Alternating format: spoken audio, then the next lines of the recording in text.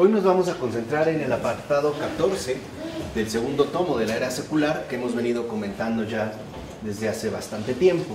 Este apartado abarca o va de las páginas 329 a la página 378 y el título que corresponde a este apartado 14 es La religión hoy, ¿no? Ese, digamos, sería como el tratamiento que vamos a ir dando en esta situación. Y para empezar, Charles Taylor menciona ya, como para ubicarnos, como para darnos una referencia cronológica, ¿no?, que nos permita ubicar la situación que vamos a describir, comienza afirmando que en los años inmediatamente posteriores a la Segunda Guerra Mundial, en Estados Unidos de Norteamérica, se abrió una época en la que el patriotismo, la religión y el sentido de los valores familiares parecían avanzar perfectamente acompasados. La mención a los Estados Unidos se debe a que, en efecto, después de la Segunda Guerra Mundial, en los años de posguerra, Estados Unidos aparece como el modelo a seguir a nivel mundial. ¿Por qué? Porque sabemos que, digamos, el bloque fuerte de Europa, encabezado por Alemania, ha caído. Y la URSS, de alguna manera, no logró adquirir, por decirlo de esta manera, el protagonismo que Estados Unidos sí. Entonces, al aparecer como los grandes vencedores de este conflicto, no solo van a tener un fuerte impacto en el nivel político o económico, también con respecto a la configuración de lo que sería la realidad social. Y en este periodo, en efecto, hay tres elementos que parecían combinarse bastante bien. Por un lado, el patriotismo, la religión y la familia. No eran como los tres ingredientes que estaban vinculados dentro del modelo norteamericano, que en efecto iba a tener una gran influencia alrededor del mundo. Y uno de los rasgos que sobresalen es que en esta época parecía ofrecer la oportunidad de que finalmente todos prosperaran. Todos. Sabemos que en el periodo de entreguerras, entre la Primera y la Segunda Guerra Mundial, hubo una crisis profunda, sobre todo económica, ¿no?, en ambos bandos. Aunque a lo mejor aquí en América del Norte, o por lo menos en el continente americano, no se resintiera tanto, sí hubo ciertamente crisis social. Se buscaba entonces que todos prosperaran, tanto social como económicamente, después de tantos conflictos bélicos. Empieza a surgir lo que nosotros ya sabemos es el sueño americano, ¿no? Una tierra que parece ofrecer una enorme posibilidad de prosperidad y también de crecimiento, sobre todo social y económico. Ahora, aunque este tipo de prosperidad material, económica, social, ¿no?, en el hecho de conseguir a lo mejor un trabajo fijo, bien remunerado y la posibilidad de ir creciendo dentro de ese ámbito laboral, y ocupaba un lugar central en este estilo de vida, que es también lo que van a compartir, también es cierto que la religión compartía esta importancia. O sea, no se había, digamos, dejado de lado la religión. ¿Por qué? Porque se podía entender que tal prosperidad seguía los designios de Dios y que Estados Unidos, como nación, se había fundado especialmente para hacer realidad esos designios. Recuerden cuando hablamos de la aparición de los Estados Unidos como una nación, en su constitución, literalmente lo primero que aparece es Dios. Y es una nación al servicio de Dios, por lo menos en términos constitucionales, ¿no?, digamos como una referencia concreta. Entonces, para ellos, en efecto, la religión no tenía por qué estar necesariamente desligada de esta prosperidad, porque podía entenderse a la manera de una prosperidad que correspondía con los designios que Dios había o quería realizar en esta nación. Y ellos, precisamente como nación, estaban llamados a llevarlos a cabo y también, por lo tanto, a servir como modelo para el resto del mundo. De hecho, podemos decir que los tres lados del triángulo se sustentaban mutuamente. ¿Por qué? En primer lugar, porque la familia era la matriz en la que se educaba a los jóvenes para ser buenos ciudadanos y creyentes fieles. Entonces, la familia, en este sentido, era considerado un espacio formativo, tanto a nivel social, o sea, el hecho de que adquirieran lo que hoy ya conocemos prácticamente como valores cívicos, pero también una fidelidad religiosa, al menos en este sentido como creyentes. No necesariamente sabemos que en Estados Unidos ha dominado el catolicismo, pero sí la variante protestante en sus muchas ramificaciones.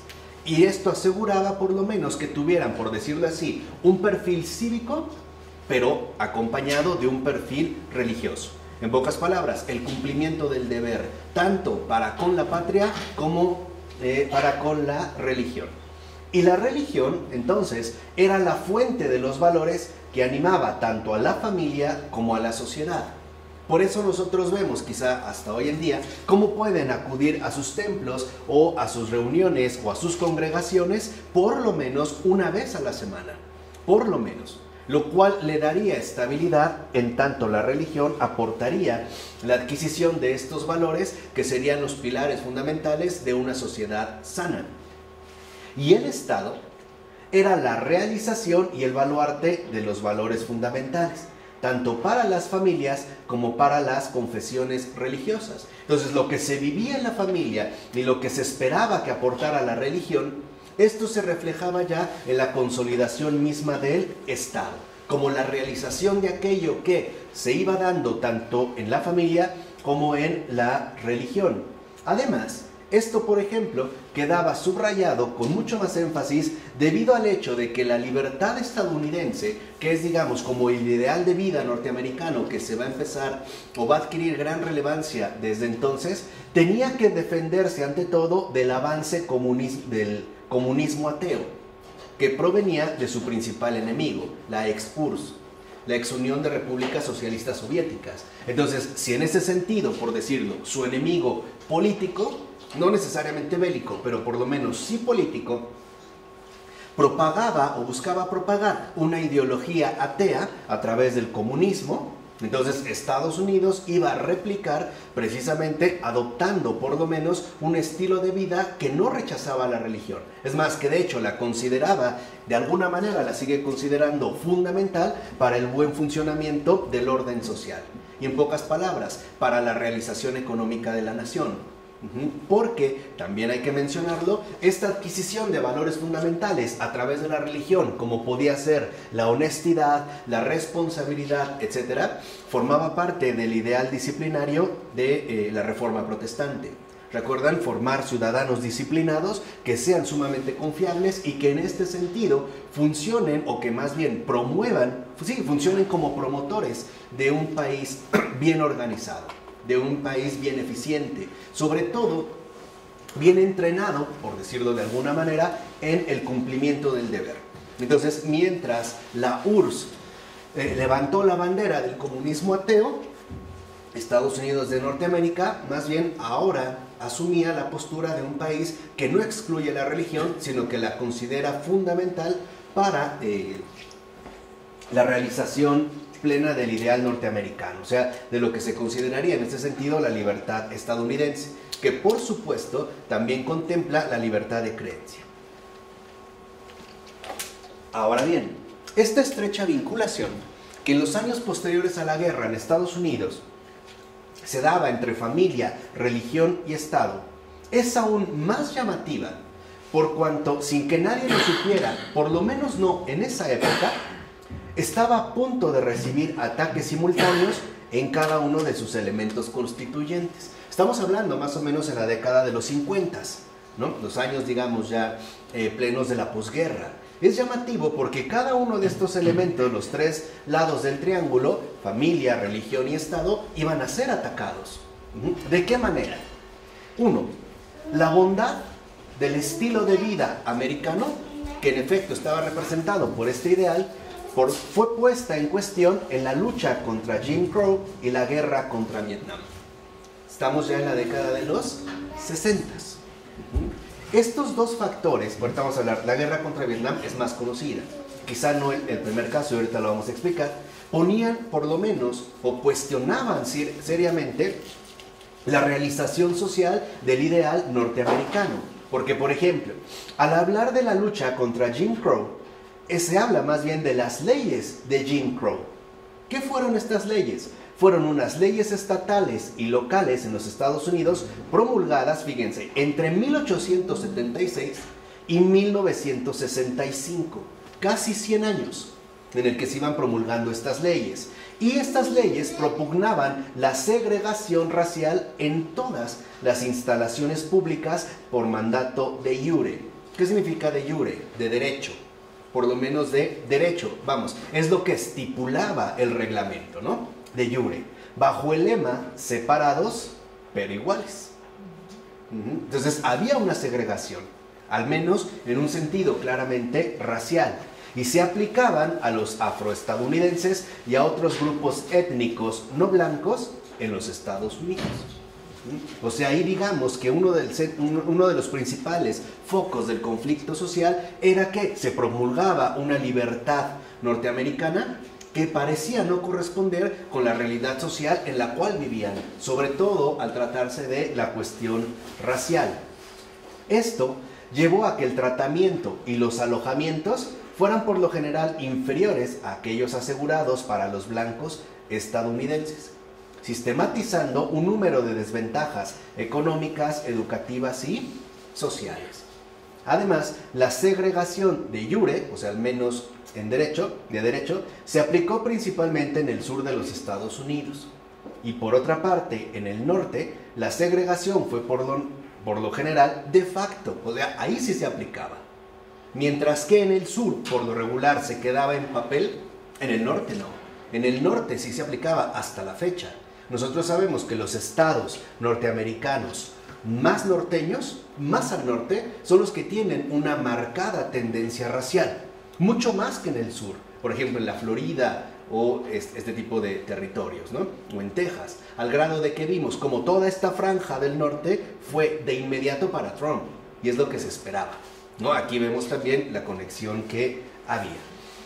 Y en ese sentido, era obvio que esta aplicación era hacia los negros que de hecho vivían en guetos urbanos. Estaban dentro de la ciudad, pero excluidos en guetos. Estaban ahí, digamos, eran de cierta manera tolerados. Y algunos ejemplos de las leyes de Jim Crow fueron la segregación en las escuelas públicas, lugares públicos, transporte público y la segregación de baños y restaurantes. Pues también existían fuentes de agua potable para los blancos y para los negros. O sea, ni siquiera podían beber, por ejemplo, de un mismo bebedero. Estaba esto destinado. Así como nosotros, por ejemplo, podríamos encontrar una distinción entre un sanitario para hombres y otro para mujeres, aquí se podía dar entre un sanitario para negros y un sanitario para blancos. Esta segregación, este marcado matiz racial, es lo que ponía en tela de juicio, o por lo menos comprometía seriamente el estilo de vida americano que había sido básicamente idealizado. Entonces, pareciera que en este sentido, el Estado no era tan perfecto como lo querían mostrar. De hecho, Estados Unidos ha tenido un conflicto serio, básicamente desde sus comienzos, con las cuestiones raciales. Recordemos cómo en épocas más recientes, en la década de los 80s, por ejemplo, todavía podemos ver los efectos de este tipo de leyes de segregación. Quizá nos acordamos de un programa como Chicos Malos, que en Estados Unidos de Norteamérica era Bad Boys. Si uno recuerda o ve algunos de estos capítulos donde el tema principal era la captura de delincuentes, básicamente todos eran negros. Todos. Y sigue habiendo todavía, ¿no?, una fuerte tendencia a identificar al negro bajo la forma de un delincuente. Aunque a partir de la década de los 90 esto ha cambiado, porque ahora el delincuente, además del negro, es el latino, particularmente el mexicano, por su conexión con el narcotráfico y con la delincuencia organizada, también hay que mencionarlo. Pero también, digamos, esta línea parecía romper con la idea de un estilo de vida americano realizada por el Estado. Ese es, digamos, el ataque en este eje. La imagen positiva de la familia, que se había sostenido como centro nuclear, ¿no?, de la realidad social de todo el país, fue puesta en cuestión, en primer lugar, por el feminismo y la nueva cultura expresiva vinculada con la revolución sexual de la década de 1960. Aquí hay dos factores también que podemos ver de qué manera ahora se van a, digamos, a poner en entredicho, incluso atacar frontalmente este otro rasgo fundamental que sería la familia, al menos como centro nuclear. ¿Y esto a qué se debe en el rasgo femenino? Uno, no era tanto por la búsqueda de la igualdad, va más allá. es por el reconocimiento, o mejor dicho, la renuncia a reconocerse la mujer como el pilar fundamental del hogar. Es decir, en este sentido de la familia. Si uno, no hay que ser muy inteligente para reconocer que literalmente el sostén de una familia es la madre. En este sentido es la mujer. Y esto se puede ver hasta en casos muy prácticos, donde podemos ver a una mujer con varios hijos salir adelante, pero un hombre se vuelve loco. No puede, simplemente no puede. Tendría que buscar un apoyo femenino. La mamá, la tía, otra pareja o qué sé yo. O ya ahora la ventaja de las guarderías, ¿no? Para salir del apuro. Pero el feminismo lo que hace es reivindicar una posición que hasta entonces no se había considerado como algo pertinente. El hecho de que la mujer ya no está abocada al hogar, sino a estar fuera del hogar, a realizar una vida independiente precisamente como cualquier otra persona, ¿no? Desligada en este sentido de la familia. Entonces, si la mujer sale del hogar, el hogar se desploma. O sea, básicamente, ¿no? La familia se ve afectada de manera profunda. Y también por la nueva cultura expresiva que estaba vinculada con la revolución sexual. Entonces, ahí, desde ese lado también, la familia fue severamente cuestionada.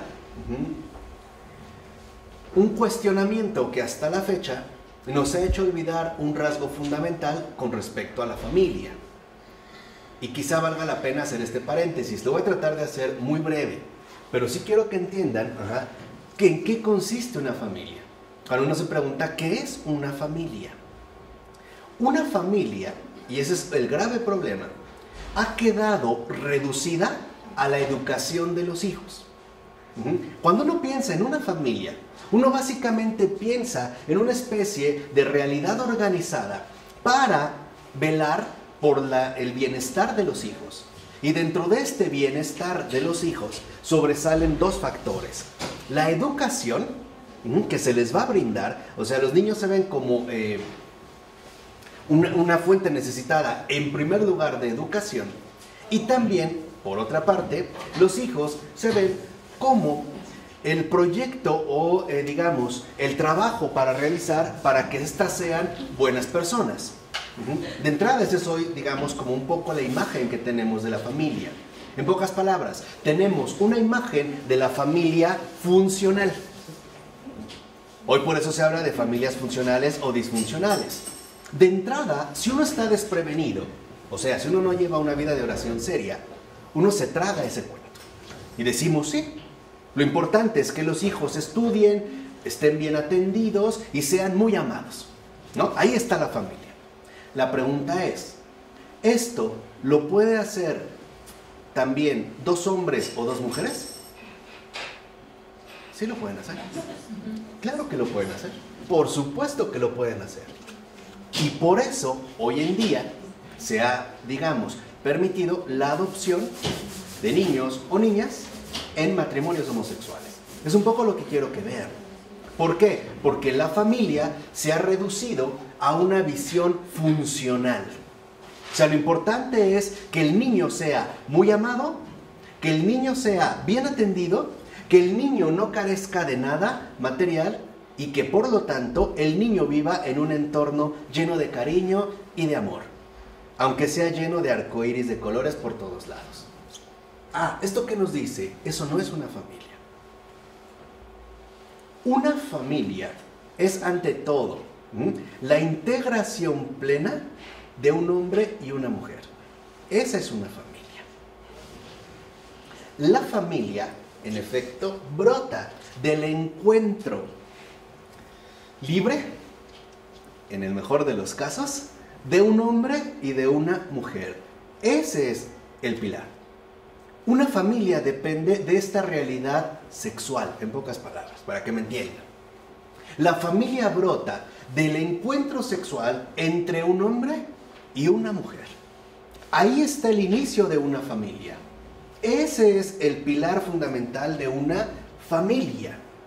Porque lo importante no es la educación de los hijos, es la procreación de estos hijos. En un sentido mucho más primigenio.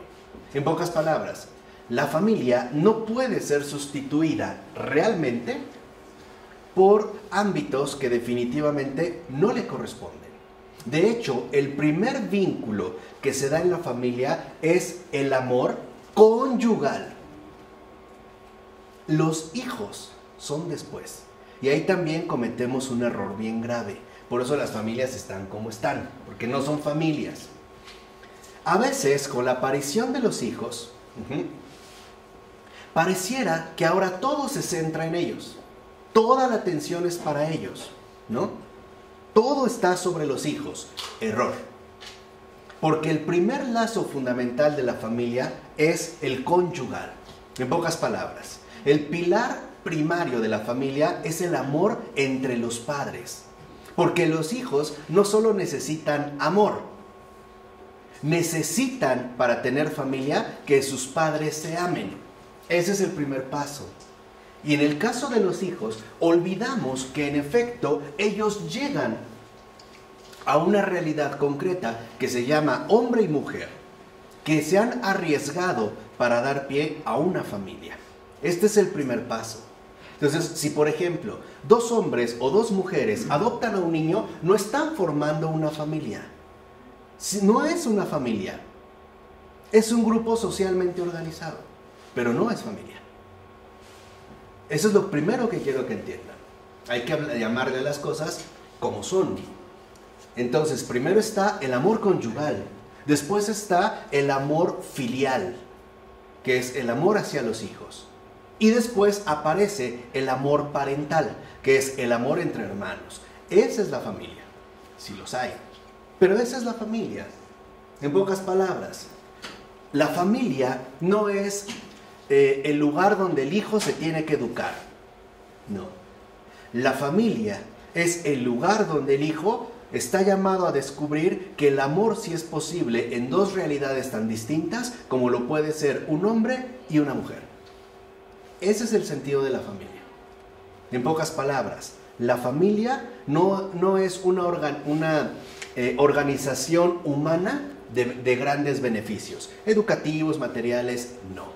La familia es el lugar concreto para la realización del misterio del amor. Esa es la familia. Los hijos, lo primero que necesitan no es educación, es el amor conyugal de los padres. Por eso sabemos que cuando uno de los 2 falta, por las razones que sean, hay problema. Y se ve, o sea, esto es inevitable, porque entonces van a empezar a cojear. Y sabemos que, sea lo que sea, la mamá no puede asumir el lugar del papá, ni el papá el lugar de la mamá.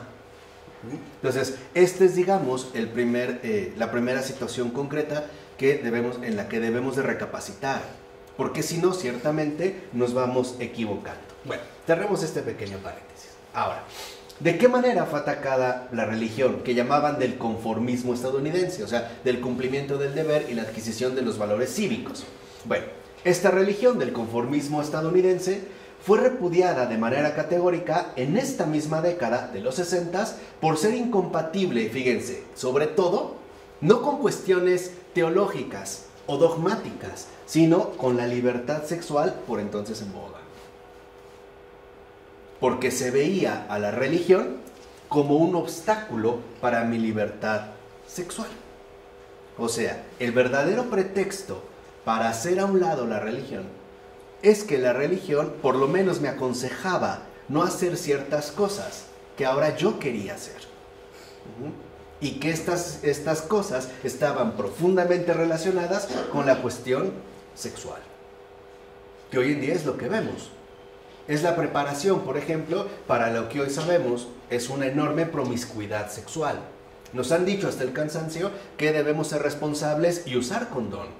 Nos dicen que el uso del condón es de gente responsable. No es cierto. Al contrario, es de gente irresponsable. Porque piensan que por usar condón pueden estar con las personas que se les dé la gana. Y eso es lo que hoy vemos. Hasta los propios papás lo fomentan. Hijo, aquí está tu condón. Usa condón. O sea, lo que estamos haciendo es ser irresponsable. Nosotros mismos lo fomentamos. Una vez me dijeron, no, es que usted está loco porque nos está diciendo que no usemos condón. Yo dije, yo no les estoy diciendo eso. Lo que les estoy diciendo es que no tengan relaciones sexuales, que es una cosa muy... Bueno, les dije de otra manera, ¿verdad? Que no puedo decir aquí por su alta educación. Pero este es el punto fundamental. Entonces, el ser uno mismo era la consigna que dirigía tales ataques. Hay un afán fundamental de ser yo. Y a este ser yo, o sea, a expresar mi propia individualidad, es a lo que poco a poco se le va a empezar a llamar libertad. Sobre todo comenzando por la cuestión sexual, que también está profundamente vinculada con la cuestión del feminismo. Lástima que creo que no se grabó un curso que di sobre las intimidades congeladas, de la socióloga Eva Illús. Creo que no va, ¿no? Ese no, ahí en San José. Y es un problema porque, bueno, ahí se había explicado muy bien la cuestión del feminismo y su repercusión, sobre todo en la cuestión sexual. Y hoy seguimos viendo el auge del feminismo, por ejemplo, cuando acudimos a tiendas comerciales o estos grandes departamentos de ventas, etc. Básicamente, la literatura popular que se vende, el 80% está dirigido a mujeres. Piensen, por ejemplo, en el último gran bestseller que fue 50 sombras de Grey. Ahí también se ve la clara influencia de la mujer de tú no te dejes reprimir. Al grado de que hoy también nos invitan, ¿no?, a la autoexploración. Es una forma muy bonita de decir que te masturbes. Suena mejor, ¿no? No suena tan agresivo. Incluso sabemos que hay, por ejemplo, algunas instituciones escolares, sobre todo de educación básica, donde desde los 6-7 años los invitan, incluso en talleres programados para eso, a la autoexploración. Esto lo que quiero que entiendan es que tiene que ver con esto y con la llamada revolución sexual, que era el punto donde se supone uno había alcanzado o había estado en este sentido más reprimido. Entonces, la búsqueda de mayor plenitud individual guardaba ahora estrecha relación también con la búsqueda de la salud, justamente como alternativa inmanente de espiritualidad. Y esto es lo que quiero que entiendan, porque aquí comienza el cambio fundamental. Por eso es que nos detuvimos, por lo menos al principio, en la cuestión de Estados Unidos, para que vean que no era irrelevante. Por un lado, promueven, ¿no?, haz el amor y no la guerra, ¿no? Usa condón, pero jamás te cases, por ejemplo, ¿no? Es algo así, parecido. Y ante esta consigna de ser uno mismo, empieza a darse una búsqueda de mayor plenitud individual. Se busca alcanzar la plenitud individualizada. Y para alcanzar esta plenitud, en efecto, se empieza a poner mucha atención a la cuestión de la salud, como hoy en día. Bueno, hoy está más radicalizado, pero desde aquí empieza a darse el énfasis en la salud. Pero ahora la cuestión de la salud o la búsqueda de salud, el bienestar corporal, esto de mente sana, cuerpo sano, etcétera, lo importante es que se empieza a asumir como una alternativa inmanente, ya no trascendente, de espiritualidad. Esto es lo que quiero que entiendan, porque la religión hoy tiene que ver con la implosión o cada vez el mayor alcance que ha tenido lo que llamamos espiritualidad. Hoy lo vemos que si una persona, por ejemplo, es vegana, considera que este estilo de vida tiene algo de espiritualidad. O que si alguien hace yoga o mucho ejercicio, también tiene una espiritualidad. Bueno, vamos a ver por qué. En el caso de la salud, por ejemplo, los vínculos contemporáneos entre salud y espiritualidad suelen partir del surgimiento de las así llamadas medicinas alternativas. Estamos ya en la década de los 70s. Estas medicinas alternativas pretendían establecer ahora un vínculo central entre la salud y la espiritualidad. ¿Por qué? Porque, por ejemplo, lejos de ver el cuerpo únicamente como objeto de la ciencia natural, ahora se entiende más bien como sede de corrientes y flujos espirituales. Hoy, simple y sencillamente, les llamamos energías. Por eso hay personas que se pueden poner cuarzos para recuperar su energía corporal y aparte con un aire de espiritualidad, hasta prenden una varita pestosa de incienso. O estos perfumes hindúes, ¿no?, así de especias drásticas. ¿Alguna vez han entrado a un spa? Pues deberían. Pero no para ir a algo, sino para entender qué se vive esta cuestión. Desde que entras, hasta no sé si han visto las que te atienden, hasta caminan suave, ¿no? Sí. Los aromas, la aromaterapia, pareciera que tiene así un ambiente de espiritualidad, ¿no? Todo te relaja. La música de fondo, ¿no? Ambiental, un poco de elevador, también, ¿no? Como para darle ahí un ambiente místico, incluso, ¿no? Hasta en los olores. Pero bueno, entonces, lejos de verlos ahí, ¿no? El recuperar la salud, ahora se entiende como un esfuerzo de sintonizar con estos flujos y corrientes, abriéndonos a estas energías y trabajando en ellas y con ellas. Respira profundo. Exhala. Inhala profundo, exhala. Relájate. Deja que la energía cósmica fluya a través de ti, ¿no? Reconéctate con ese uno primordial que te invita sobre todo a la cuestión de la relajación, ¿no? Empieza a ver aquí como una mezcla. Y esto trajo consigo, por ejemplo, que la cultura contemporánea diera nuevos enfoques acerca de la dieta y el control de la obesidad, que hoy para nosotros es como un tema primordial. Forma uno de los primeros elementos de nuestra situación contemporánea de vida ordinaria. Le tenemos terror a la obesidad. La pregunta es, ¿por qué? A ver, mis niños, mis niñas, ¿por qué? Le tenemos terror a la obesidad. ¿Por qué? No es buena para la salud. ¿Ya ven? Porque para nosotros obesidad es falta de salud, por lo menos problemas con la salud. Qué raro cuando con la ropa también, ¿no? Con el espacio, en los camiones, en los autobuses, un problema todo, ¿no? Todo se ha vuelto para lo ultra slim, que ya habíamos hablado en su momento de esta situación. Pero yo recuerdo algo muy curioso. Cuando era niño, se hablaban de los gorditos llenos de vida. Nadie decía, iba una bomba de colesterol y triglicéridos. Era un gordito lleno de vida. Y curiosamente, estar sano era comer de todo.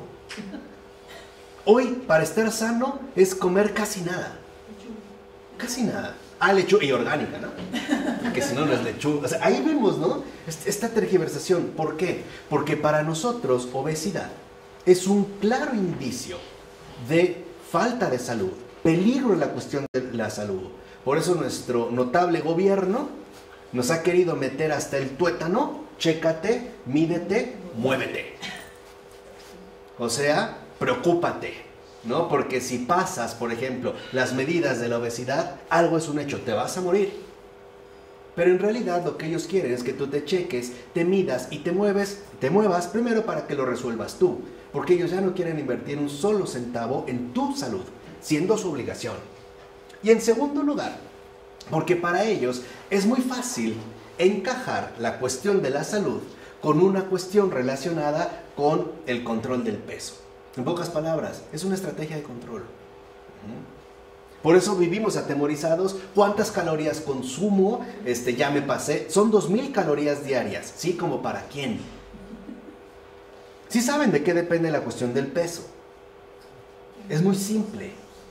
No importa lo que comas, importa cuánto sale. Y no a través del baño, sino en tu actividad generada.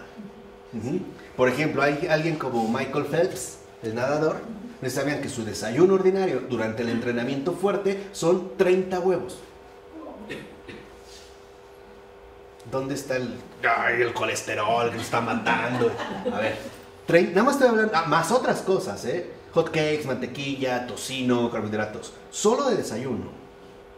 Nosotros no podemos ingerir eso, porque no hacemos la misma actividad que la misma actividad física.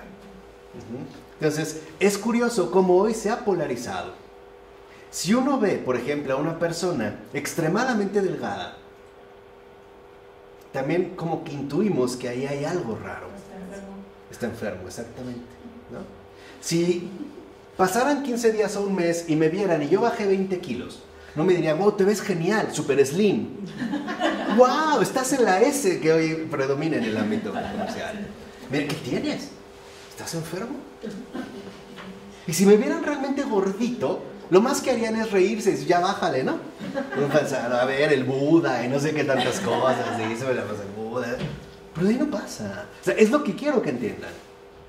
y cómo esta situación se fue desviando. Entonces, por ejemplo, si antes la obesidad era vista como fruto de la gula, en sentido espiritual, y por tanto, como algo relacionado con el pecado mortal y como tentación que debe ser controlada rigurosamente, en términos no precisamente físicos, sino realmente espirituales, ahora la medicalización resituó esta tentación más bien como una especie de anormalidad. Es decir, como ese tipo de cosas que surge de un desarrollo desviado. En síntesis, como energías mal canalizadas, por ejemplo. O sea, como efecto de la ansiedad mal trabajada. ¿Cierto o no? Si ustedes analizan la pintura, por ejemplo, verán cómo las modelos femeninas, hasta antes del siglo XVIII, no eran delgadas. Eran obesas, literalmente obesas, porque la obesidad era un signo claro de salud. Además lo vimos acá. Mientras la obesidad, por ejemplo, en épocas anteriores o antiguas, solo se limitaba a la gente pudiente, la que realmente podía comer bien, después se hizo una democratización de la obesidad. Pues ahora todos podemos engordar, en pocas palabras, y estar sonrosados, rebosantes de salud y de grasa. ¿Por qué no? No hay problema, pero para nosotros ya no. ¿Por qué? Porque indica también un mal trabajo de nuestras propias energías interiores. Entonces, la interpretación contemporánea buscará a menudo más allá de los antojos para poder llegar a las necesidades interiores más profundas, que de hecho serían las que desencadenan el ansia de ingestión incontrolada. No es que estás ansioso, no estás canalizando bien tus energías, tienes que aplicarlo de esta manera, vete a hacer yoga, vete a correr, sal a dar una caminata, despéjate, respira profundo, hasta te puedes comprar tu bolita antiestrés. Porque hoy para nosotros, básicamente, las necesidades interiores más profundas, la cuestión de nuestras energías interiores, se reducen a un aspecto, el estrés. Ahora, todo es problema del estrés. Es que como mucho porque estoy muy estresado. Es que he dejado de comer porque estoy muy estresado. No duermo por el estrés. Me la paso dormido todo el día por estrés, etcétera, etcétera, etcétera. Y lo que es más importante, es una cultura informada por una ética de la autenticidad, que tiene que ver justamente con lo que aquí mencionamos. ¿De qué manera nosotros buscamos expresar la autenticidad? Pues ahora resulta que tengo que descubrir mi camino hacia la totalidad y la profundidad espiritual. Por eso vemos como todos los cursos de yoga, feng shui, manejo de energías, cursos de milagros y no sé qué tantas cosas, abundan. Porque son ofertas que supuestamente nos van a ayudar a descubrir nuestro propio camino. Esta es una línea que hemos seguido, incluso, por ejemplo, a través de la alimentación. Hoy, si una persona no come carne, ¿no pareciera que representa un grado más civilizado que alguien que comiera tocino sobre tocino? Por eso a mí me gusta el programa Tocinolandia. Y si algún día voy a Estados Unidos de Norteamérica, va a ser para ir al triángulo del tocino. ¿Ya vemos? Ya dijimos. ¿No más eso? ¿No más eso? ¿Por qué? Porque en efecto, hoy para nosotros lo que quiero que entiendan es que lo que está en juego es una nueva noción de espiritualidad. Eso es lo que está en juego, ¿no? Si viéramos que llegara, por ejemplo, un vegano, aparte así medio budista, tranquilo, como que lo veríamos como muy elevado, ¿no? No es que es muy espiritual, te hace yoga 2 horas. Y aparte meditación en el bosque, ¿no? Y es delgado. No es el hombre espiritualmente perfecto. Ahí va el espíritu puro. Ahí va caminando en 2 piernas, pero con un bonito cuerpo. Aquí esto se está, destacando. ¿Por qué? Porque en este caso se hace pleno énfasis en el individuo y en su experiencia individual. Ahora la espiritualidad tiene que hablar de nuestra propia experiencia individual. Esta es, digamos, como la línea. Entonces hay personas que están buscando caminos alternativos. ¿Cómo puedo ser más espiritual? ¿Dejando de comer carne? ¿Repudiando el maltrato animal? ¿Volviéndome aficionado a los alimentos orgánicos? ¿Protestando contra la contaminación ambiental? Etcétera, etcétera, etcétera. ¿De qué manera? Pues pareciera que para nosotros sí, porque es, de hecho, en este caso, la espiritualidad debe hablar de esta individual experiencia. Por tanto, la modalidad básica de vida espiritual es la búsqueda. Andamos en búsqueda. Esa es, hoy en día, la modalidad básica de lo que se llama vida espiritual. La búsqueda. No que crees que encontré un libro que habla de los ángeles y que habla de las energías. Buenísimo, buenísimo. Excelente libro. ¿O qué crees? Conocí una persona súper espiritual, medita, no va a la iglesia, pero es bien espiritual. Vean, ahorita vamos a ver por qué. Entonces, ¿qué significa esto? Que quienes la practican suelen llamar a este tipo de búsqueda espiritualidad. Paulo Coelho y demás. No, qué espirituales, ¿no? José Saramago, ¿no? La espiritualidad de altura. Como algo por completo diferente e incluso opuesto a religión. Ahí está el truco. Ahí está la trampa. Esta situación de búsqueda que hoy llamamos espiritual, ¿no? Hoy hay gente que dice yo soy muy espiritual, pero no religiosa. Como si la espiritualidad fuera una cosa, una especie de crecimiento profundo interior, y la religión otra. ¿No? Y que se creen muy espirituales, les digo, porque van incluso, ¿por qué no? Ya que somos mexicanos, a recuperar nuestras raíces prehispánicas y nos las vivimos metidos en el temazcal. Si aguantan. ¿O por qué no? Nos vamos a San Luis Potosí, a Real de 14 y consumimos hongos alucinógenos, siguiendo el camino de María Sabina. Qué espiritual, ¿no? Jim Morrison, más espiritual, discípulo de Sabina, ¿no? Discípulo de María Sabina, metiéndose en las profundidades espirituales, por ejemplo, de los chamanes, ¿no? De la medicina particular, de la, llamémosla así, herbología, la herbolaria. ¡Qué sabiduría! ¡Qué gran espiritualidad! O me voy a Japón y regreso ahora siendo un fiel partidario de la espiritualidad oriental, etcétera, etcétera, ¿no? Entonces, aquí lo que vemos es que esto es justo lo que refleja el rechazo de la religión institucional, que pone en riesgo la pérdida de mi propia individualidad. Eso es lo que buscamos. Hoy la espiritualidad es afán de autorrealización. Hoy parece que la espiritualidad, esta búsqueda permanente, ¿no?, de espiritualidad, es buscar siempre mi autorrealización, el desarrollarme de acuerdo a mi propia individualidad. Entonces, una persona que entrevistaron se expresó en estos términos: la religión consiste en doctrina y tradición. La espiritualidad es un sentimiento interior, un complemento en tu mente, y lo sientas como lo sientas, está bien. La espiritualidad es lo que penetra en ti y te eleva, te convierte en una persona mejor, una persona más abierta. No creo que la religión sirva para eso. La religión te dice lo que tienes que hacer y cuándo. Cuándo arrodillarte, cuándo levantarte. O sea, un montón de reglas. Lo anterior expresa muy bien la manera en que se define actualmente la espiritualidad. O sea, como tipos de búsqueda para ser mejores personas, a partir de indagar en las profundidades interiores de cada uno, los cuales habitualmente estos tipos de búsqueda quedan agrupados bajo el término de New Age, que hoy sabemos desde la década de los 80 no es algo nuevo, ha adquirido también una fuerza enorme. De hecho, esta New Age refleja buena parte de la realidad espiritual de nuestra era, porque la fuerza de la New Age consiste en la multiplicidad de ofertas que nos ofrece para seguir un camino de espiritualidad alternativo. Y hoy en día, dentro de la New Age, cada vez que se habla de espiritualidad, realmente hay que entender no religioso.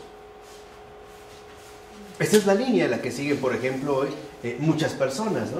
Entonces, una era que en efecto siente predilección por la energía del pensamiento positivo.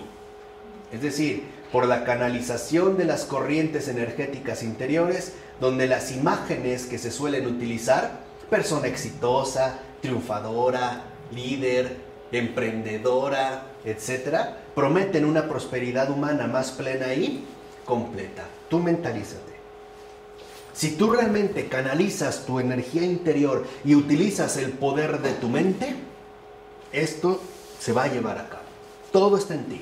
Lo importante es que, ¿no?, te concentres y utilices siempre la energía del pensamiento positivo, al grado de que sabemos que hay un club ridículo del club de los optimistas.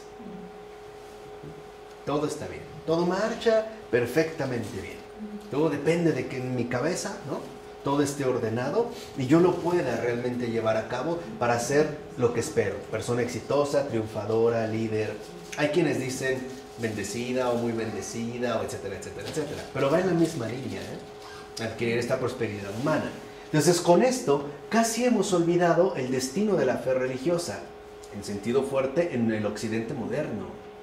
O sea, la creencia en una realidad trascendente y su conexa aspiración a una transformación que vaya más allá de la prosperidad ordinaria, o sea, la santidad. Hoy la santidad literalmente parece estar en vías de extinción. No, o sea, como que ya no forma parte de nuestro bagaje ordinario. En pocas palabras, no forma parte de nuestra dieta habitual. Quizá porque la santidad puede ser grasosa, o la vemos muy indigesta, es difícil de digerir, no es pesada, difícil. Y como nosotros somos super light, super saludables, la santidad es como un consomé grueso, ¿no?, que me va a enfermar. Entonces, ¿cuáles son los rasgos del actual paisaje espiritual? Por una parte, según los resultados externos, o sea, medibles y predecibles, se ha producido un aumento en muchos países, entre ellos Gran Bretaña, Francia, Estados Unidos y Australia, del número de personas que declaran ser ateos, agnósticos o no tener religión, pero eso sí, bien espirituales. Pero más allá de esto, el abanico de posiciones intermedias se amplía enormemente. Muchas personas abandonan la práctica religiosa activa, aunque siguen declarando pertenecer a alguna confesión o simple y sencillamente creer en Dios. O sea, aquí aparece de nuevo lo que ya mencionamos en su momento, el deísmo. El creer en un Dios abstracto que no tiene nada que ver con una realidad concreta. En pocas palabras, con la religión revelada. Ayer en la radio francesa decían que el deísmo es peor que el ateísmo. Sí, claro. Sí, claro. ¿Por qué? Porque el ateísmo asume, por así decirlo, una postura bastante definida. Hay un rechazo hacia lo revelado. Y en este sentido, el ateísmo posee un rasgo de honestidad, de confrontación honesta, es decir, no lo acepto. Pero el deísmo es un engaño que nos quiere alejar de Dios a partir de una mentira bastante grave. Es un fraude, exactamente. Y ahí pues no hay una postura ni siquiera honesta. No, por eso es que el deísmo es tan peligroso, pero forma parte ya de nuestras posturas intermedias. Entonces, en otras palabras, un amplio espectro de personas hoy en día expresa creencias religiosas que se apartan de la ortodoxia cristiana, es decir, del catolicismo. Eso es lo que hoy vemos. Y en esta misma línea se inscribe el aumento de las religiones no cristianas, sobre todo las que provienen de Oriente, y la proliferación de modalidades de prácticas New Age, cuyas prácticas alternativas vinculan espiritualidad y terapia. ¿Qué es lo que hoy proponen? Salud interior, pensamiento positivo y, ¿por qué no, trabajo energético? Y siempre también vinculado con la cuestión dietética. Hoy podemos decir que nuestra espiritualidad en gran medida es dietética. ¿Por qué? Porque está profundamente vinculada con la cuestión de la salud, con la cuestión del pensamiento positivo. Cuando si nosotros vemos, por ejemplo, Jesús, en ningún momento estaba interesado en las cuestiones dietéticas. En la multiplicación de los panes y los peces después del sermón de la montaña, ¿cuánto sobró? 12 canastos, o sea, de sobra, pero mucho más de lo que podríamos, digamos, consumir. O les dijo, no, cuidado, nada más un filetito de pescado, porque con eso tiene 1500 calorías, más el pan, no, olvídate del pan. Puro pescado. Ni siquiera en el vino. Cuando en las bodas de Caná hace, ¿no?, literalmente la conversión del agua en vino, ¿cuántos 6, ¿no? Eran tinajas. Eran 6 tinajas. 6 tinajas. Como de 100 litros. Cada tinaja es de 1000 litros, 1000 litros. porque se utilizaban para la purificación de la persona. Entonces, ¿cuánto vino literalmente dio Jesús? 6000 litros. No les dijo, nada más 6 copas, y se acabó. 6000. ¿Por qué? Y esto es algo muy, muy importante. Porque tendemos a considerar que lo primario es la cuestión de la salud. Y no es verdad. Lo primario es, en este caso, la comunión con la verdad. Eso es lo que nos aporta la salud, tanto exterior como interior. No hay problema. A ver, ¿ubican una imagen de Santo Tomás de Aquino? ¿Cómo es? Súper desgado, esbelto y musculoso. Gordo, obeso, gordito, lleno de vida y de inteligencia, al grado de que algunas de sus anécdotas que cuentan es que cuando llegaba al refectorio y se sentaba en la mesa, le tuvieron que cortar a la mesa una especie de media luna para que alcanzara. ¿Jesús lo puso a dieta? ¿Por qué? Exactamente, porque no es lo más importante. El error aquí está en que nos concentramos en lo no esencial, precisamente para perder de vista lo esencial. ¿Han visto una imagen de Chesterton que yo ya, de verdad, anhelo con fervor verlo en un altar? Pero es una de estas iglesias. Un hombre casi de 2 metros, 120 kilos, y su esposa como de 1,60, y súper flaquita. Lean cuando hablaba de las chuletas, de la cerveza, de la buena comida, etcétera, etcétera. ¿Por qué? Porque si no, nosotros literalmente nos vamos por lo no esencial. Ojo, no es que la salud no importa, es que no es lo primero. No solo de pan vive el hombre, no es lo esencial. Y por si fuera poco, cada vez más personas adoptan lo que anteriormente se habrían considerado posiciones insostenibles, como por ejemplo, quienes se consideran católicos, pero no aceptan muchos dogmas fundamentales, o al Papa, o etcétera. O quienes combinan cristianismo con budismo, quienes tienen su imagen del Sagrado Corazón y un Buda. Hay una pata de conejo y de coyote para que son lo mismo, ¿no? Ahí se echan la mano, a ver si me va mejor. O quienes rezan, aun cuando no estén seguros de que crean. Antes esta situación, por ejemplo, no era sostenible. Y dicho sea de paso, en respuesta a todo esto, la fe cristiana se encuentra en un proceso de redefinición y recomposición en diferentes aspectos desde el Concilio Vaticano II hasta los movimientos carismáticos. Esto es también un proceso que se ha llevado a cabo con respecto a todo lo que anterior hemos estado mencionando. Ahora bien, ¿a qué apunta esto anterior? Básicamente a la aparición de una creencia sin pertenencia. A una creencia, vamos a decirlo así, a una espiritualidad del desarraigo. Creo, pero no pertenezco a nada, ni a nadie. No tengo comunidad. En pocas palabras, soy huérfano. No tengo casa, no tengo madre, no tengo padre. No hay iglesia. No hay iglesia. Esta es, digamos, la triste orfandad espiritual en la que muchos vivimos. Una creencia sin pertenencia. Creo, pero a mi manera, ¿no? Yo tengo mi creencia en Dios. Dios sabe que soy muy espiritual, ¿no? Tan espiritual que jamás tiro una basura en la calle. Pero no pertenecer da como permiso a que seas egoísta, ¿no? Que vivas en tu propia autonomía. En tu propia autonomía. Ajá. O sea, para que se lleve a cabo el afán de autorrealización, la individualidad. Entonces, aquí, por ejemplo, esto es lo que define a la perfección lo que hoy en día se entiende por espiritualidad. Creencia sin pertenencia. Cuando una persona te dice, yo soy muy espiritual, lo que te está diciendo es, creo sin pertenecer a nada ni a nadie. No tengo compromisos definidos, que ya también Taylor nos había explicado anteriormente. Entonces, lo que vemos es que el estrecho vínculo normativo entre una determinada identidad religiosa, la creencia en determinadas proposiciones teológicas y una práctica creyente normalizada, deja de regir para un gran número de personas O sea, para las personas espirituales, es decir, de creencia sin pertenencia. Yo creo en Dios, no voy a la iglesia y no pertenezco a ninguna religión. Es más, me molestan las religiones, porque todas son una bola de basura corrupta que solo quiere, ¿no?, tener bajo control a los seres humanos. Pero yo soy muy espiritual, pero no creyente. Es decir, no religioso.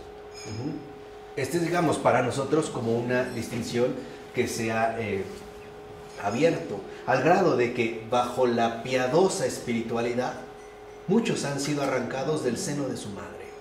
En pocas palabras, bajo el engaño de la espiritualidad contemporánea, muchos han quedado sin hogar, han dejado de pertenecer a la iglesia. Y esto es cierto, porque se ven como alternativas, ¿no?, intermedias que estimulan mucho el afán de autorrealización. Entonces, ¿qué subyace entonces en estas tendencias? En cierto sentido, un retroceso de la cristiandad. Pero por cristiandad habría que entender una civilización en la que la sociedad y la cultura están profundamente informadas por la fe cristiana en todos sus aspectos, justamente como lo que prevalecía antes del surgimiento de Europa. Y aunque les suene raro, no olviden que Europa no siempre ha sido Europa.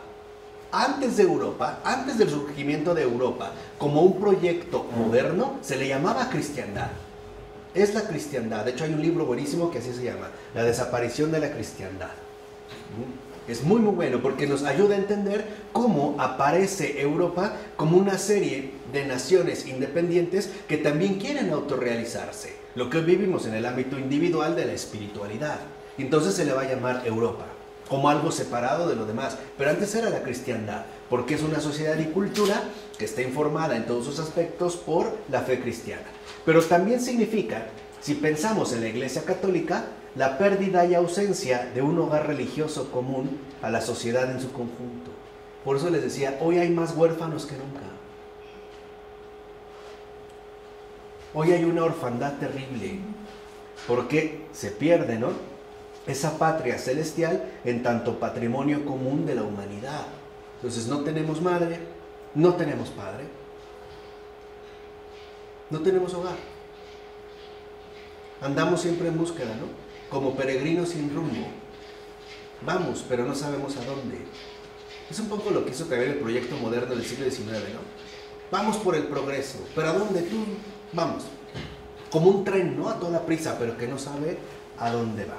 Ahora, ¿esto significa que la aspiración humana a la religión va a caducar definitivamente?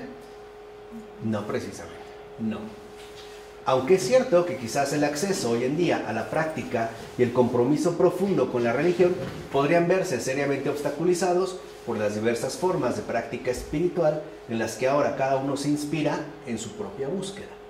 Así pues, habrá personas que estén llevando una vida religiosa centrada en su propia experiencia personal. Pero de aquí no se desprende que todo el mundo, ni siquiera la mayoría de la gente, estén haciéndolo. Es verdad que el modo de acceso a la religión será diferente, pero será de igual manera una relación colectiva, no individualizada. Por ejemplo, a través del grupo de meditación escogido, o por medio de una labor caritativa grupal, o a través de un grupo de estudio, o a través de una peregrinación, etc. Pero no es en solitario. Siempre es a través de una dimensión comunitaria, es decir, de una dimensión social. Este último aspecto es muy importante de tener en cuenta porque si bien es cierto que el nuevo marco tiene un componente individualista muy acentuado, no significa necesariamente que el contexto mismo sea individualizador. A final de cuentas, siempre estamos vinculados con algún grupo de personas, por pequeño que sea. Aún el más espiritual, en sentido moderno, va a un grupo en específico para crecer en esa espiritualidad. Yoga, pilates, lo que sea. Pero no se da en ese sentido en solitario. Entonces, y quizá, aquí es una intuición, a mí me parece muy profunda de Charles Taylor, cuando afirma que quizá sea a partir de esta unión en comunidad, por donde el sentido de lo espiritual conduzca de nuevo a las personas a la religión, o sea, al sentido eclesial profundo, al sentido de pertenencia eclesial, al sentido de unión en comunidad, que es lo que la iglesia nos ofrece. De hecho, es lo que la iglesia nos regala. En este sentido, las opciones marcadamente colectivas de comunión no perderán partidarios. Quizás sea al contrario, se irán incrementando. Así pues, quizás sea cierto que uno no solo está en búsqueda, sino en camino, aunque de un modo totalmente diferente al usual y esperado.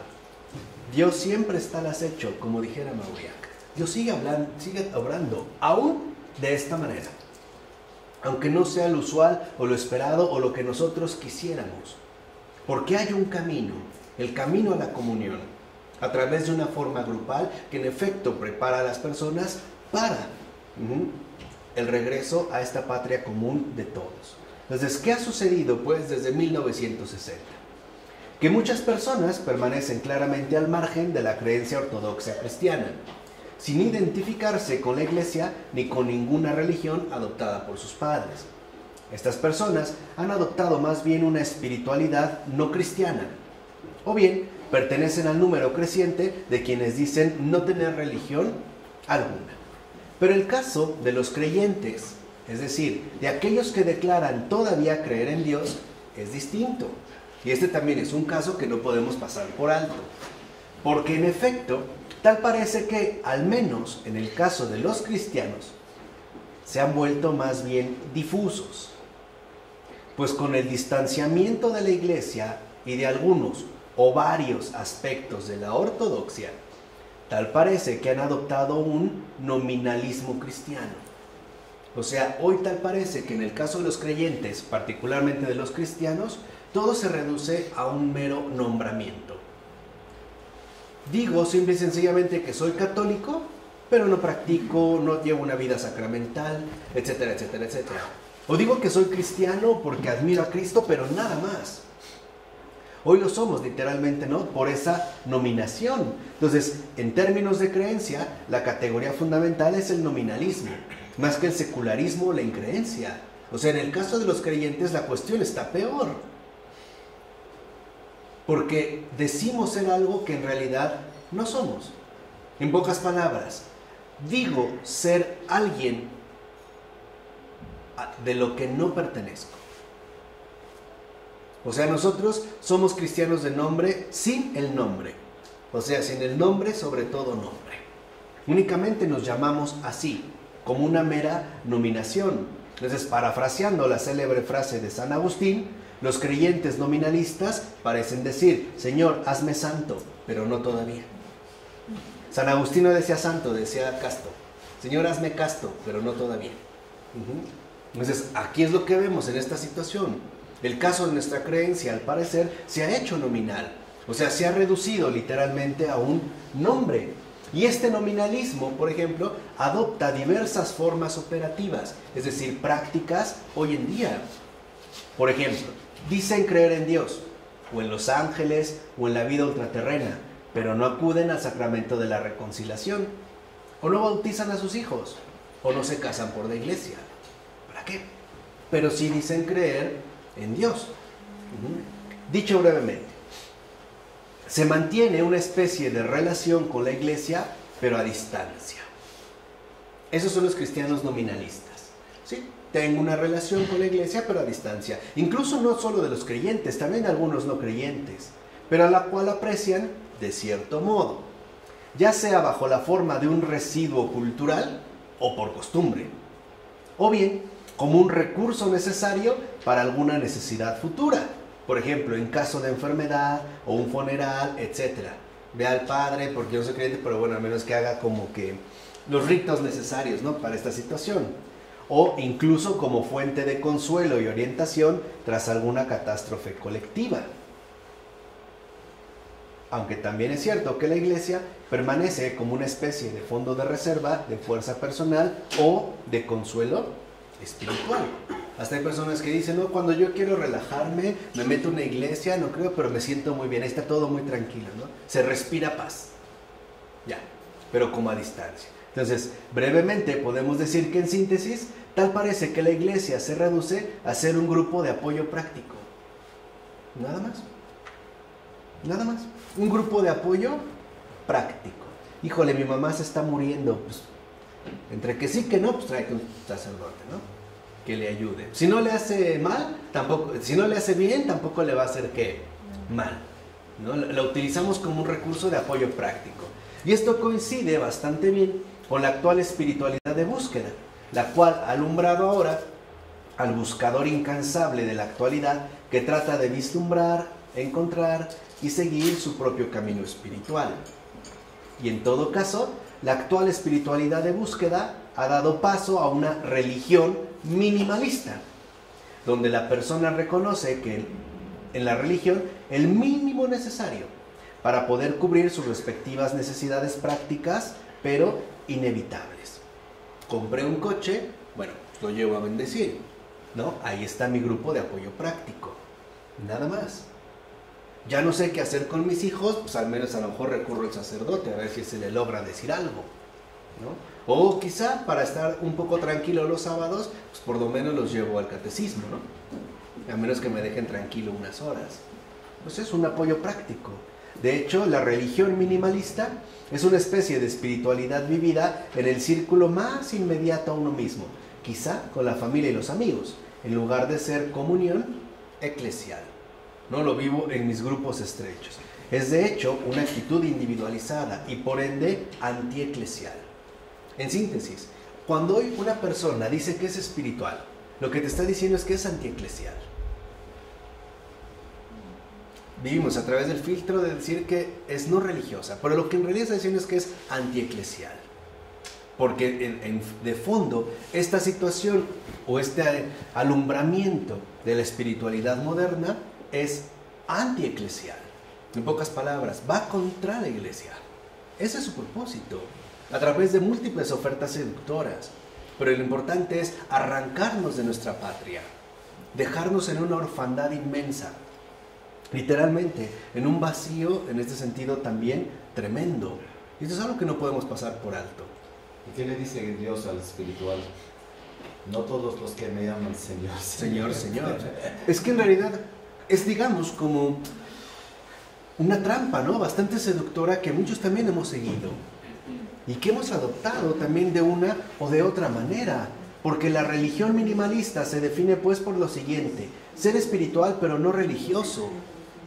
Y para que suene mejor decimos, sí, ser bueno incluso, pero no santo. Porque algo es un hecho. La santidad solo se adquiere de manos de la iglesia. Tal cual. Cualquiera puede ser un buen hombre, pero para ser santo hay que estar en comunión con la iglesia. Literal, ¿eh? Y no es para acabar en un altar, porque ese es el lugar de encuentro entre el cielo y la tierra.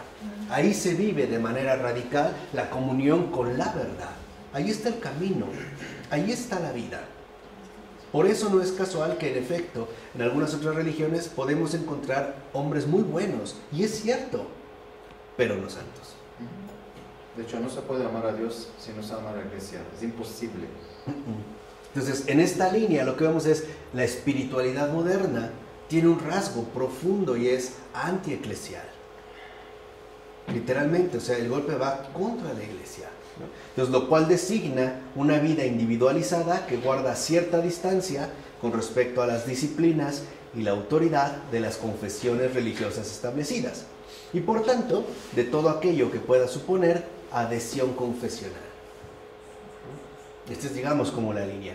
Incluso aquellos que posteriormente asumen alguna vida confesional y por tanto se vuelven religiosos, conservan parte de esta supuesta libertad original. Porque es un veneno. O sea, seguimos conservando esta invitación a la espiritualidad, a la religión minimalista, para no alcanzar un compromiso profundo con aquello a lo que nos adherimos. O sea, puede ser que yo me haga religioso, pero mantengo una cierta libertad, ¿no?, original, que me va a permitir a mí hacer las cosas como yo decida, bajo una postura individualizada. Por eso hoy para nosotros el gran desafío se llama obediencia. Habla con una persona de obediencia, te va a palear. Ahí se ve. Ahí se ve. O sea, esa es la piedra de toque, ¿no? El talón de Aquiles de los creyentes contemporáneos. Y en general, de la gente contemporánea. Obediencia. Porque ve la obediencia como un sometimiento inaceptable. Es más, la peor de las injusticias. Yo no estoy llamado a obedecer, estoy llamado a mandar, ¿no? Dentro de esta línea. Entonces, esta libertad establece la siguiente idea perseverante. La importancia que tiene que cada uno siga su propio itinerario espiritual a final de cuentas. Haz lo que quieras. No te dejes someter por nada ni por nadie. En pocas palabras, si en el rasgo anterior vimos la profundidad antieclesial de esta espiritualidad, aquí hay otro rasgo que hay que también entresacar de esta situación. Hay un atentado contra el seguimiento. Y eso también es lo más grave. Porque al promover que cada uno siga su propio recorrido, lo que nos está diciendo esta alternativa es: no lo sigas. Vete por tu propia cuenta. No lo sigas. Porque el que realmente sigue a Jesús acaba en la iglesia. Pues allá lo lleva, pues esa es su casa. Lo va a regresar a la casa del Padre, no lo va a dejar ahí en una banqueta abandonado, ¿verdad? Allá lo lleva. Entonces, en un primer momento es antieclesial, pero también va en contra del seguimiento. No sigas a nada ni a nadie. Sí, escucha, ¿no? Es más, comulga, ve a misa, pero no lo sigas. No lo sigas. Decide, en último término, por ti mismo. Y en todo caso, para concluir, vemos que estamos tan solo al principio de una nueva era de búsqueda religiosa cuyo resultado nadie puede prever todavía. Entonces, hay una clara línea de anticomunión, hay una clara línea antieclesial y también hay una clara línea que va en contra del seguimiento. Y todo esto a partir de el centrarse en uno mismo, en el esfuerzo moderno de ser uno mismo, de hacer a un lado la religión por adoptar una espiritualidad, ¿no?, de búsqueda constante que en efecto, en lugar de acercarme, me aleja. Pero como suele ser seductora, como los ambientes de spa o estos lugares, ¿no?, pareciera que nos dan como una especie de incienso que nos adormece y entorpece. Y quedamos encantados, ¿no? Quedamos encantados con estas nuevas alternativas, ¿no? Así que creo que sí es importante estar en vela. Oren y velen, porque si no, nos lleva el carajo. En nombre del Padre, del Hijo y del Espíritu Santo. Amén.